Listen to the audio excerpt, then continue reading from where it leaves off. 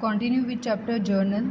In this video we are going to discuss another topic of journal, that is compound journal entry. In most of the cases journal entry has one account to be debited and one account to be credited.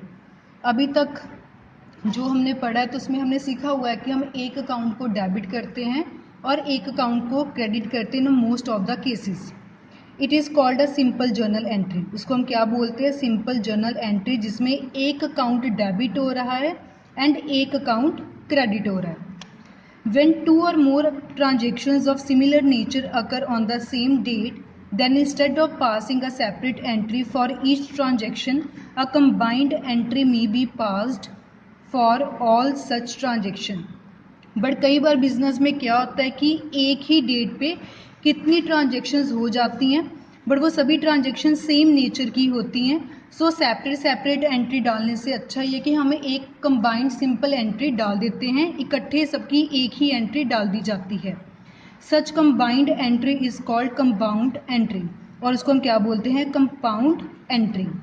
सो जिसमें एक debit एक credit हो उसको बोलते हैं simple journal entry, और जिसमें एक से ज़्यादा डेबिट या एक से ज़्यादा क्रेडिट हो तो उसको हम क्या बोलते हैं? Compound entry.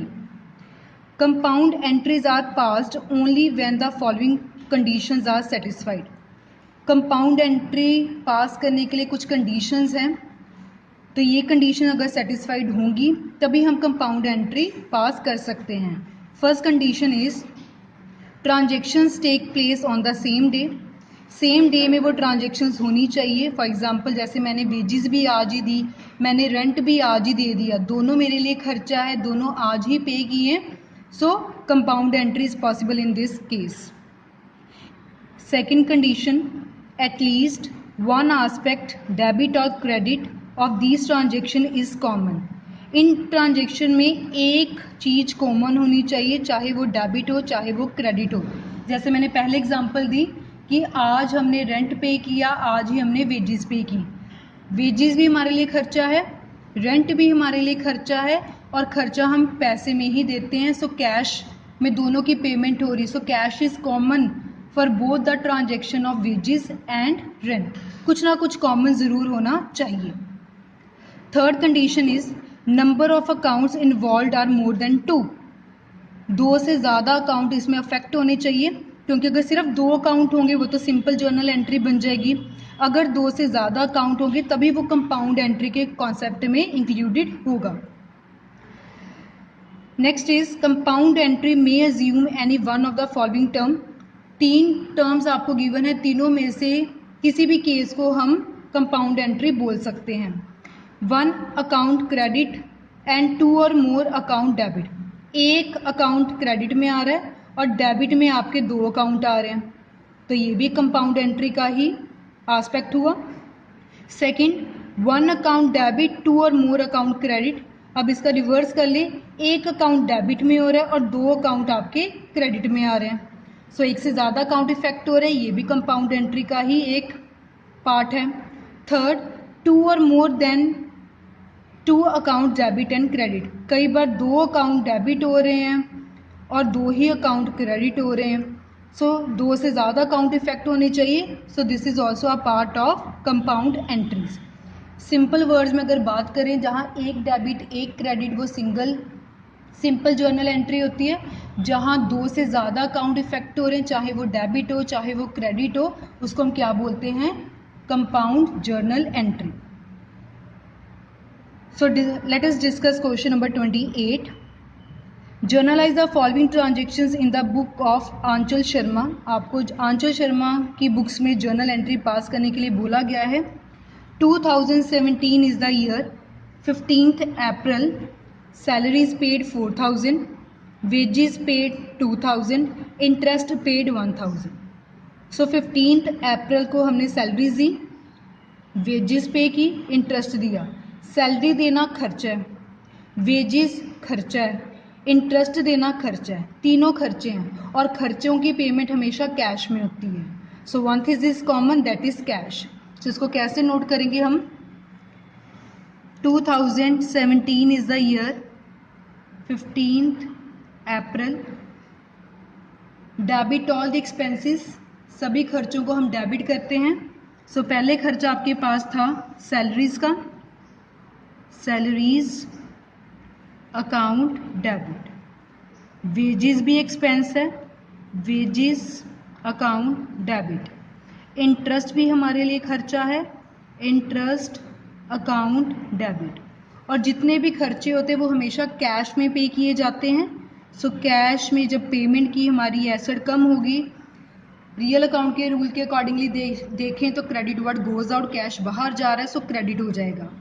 नरेशन लिख लेंगे, being salaries, wages, interest paid.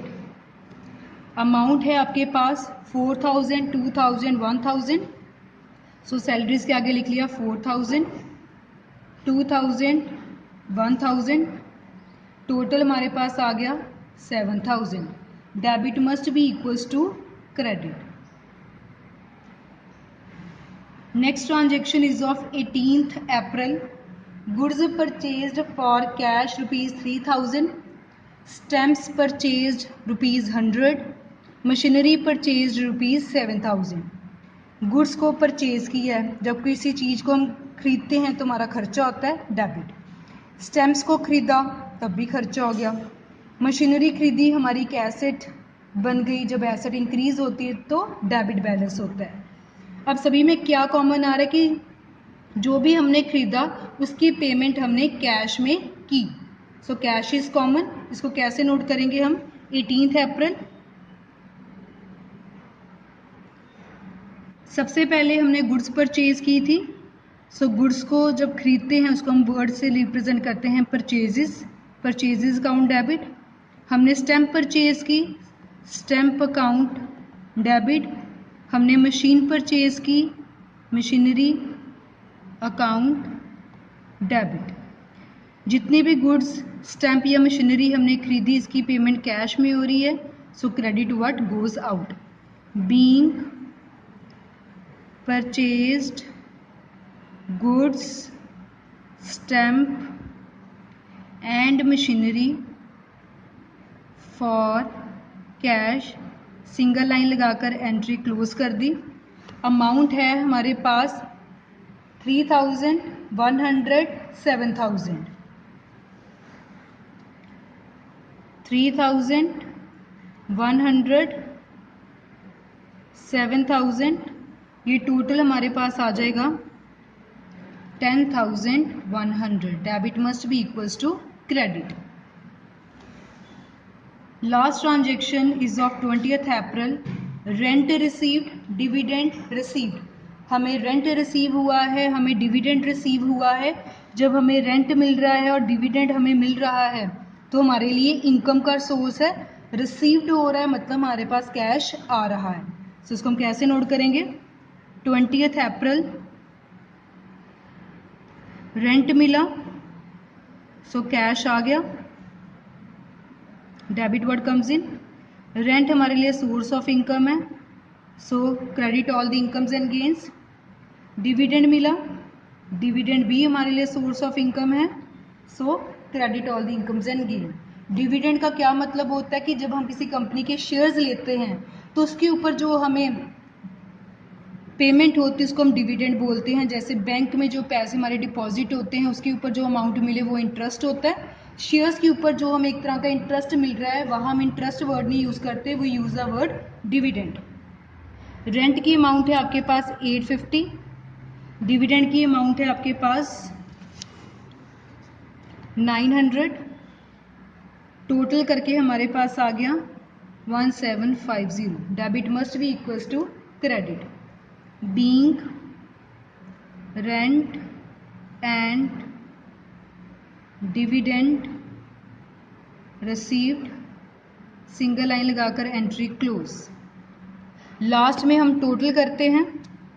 So total debit में देखें तो 4000 plus 2000 plus 1000 plus 3000 plus 100 plus 7000 plus 1750, it comes to be 18850।